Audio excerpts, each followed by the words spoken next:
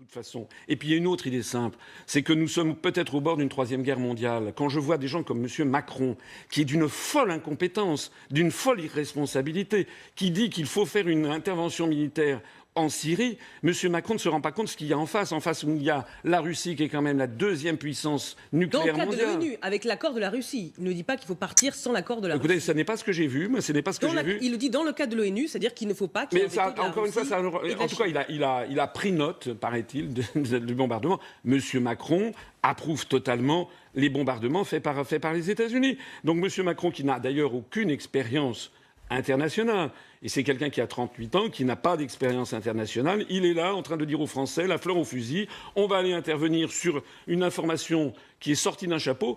D'ailleurs, il y a aussi autre chose que je voudrais dire.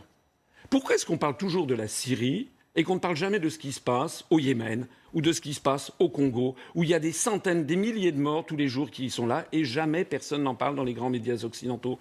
Ça veut donc dire qu'il y a des intérêts puissants derrière l'affaire syrienne, et que ces mêmes intérêts n'ont pas intérêt à ce que l'on parle de ce qui se passe à l'est du Congo ou au Yémen. I just wanna fuck bad bitches. All the nights I never had bitches. Now I'm all up in that ass, bitches.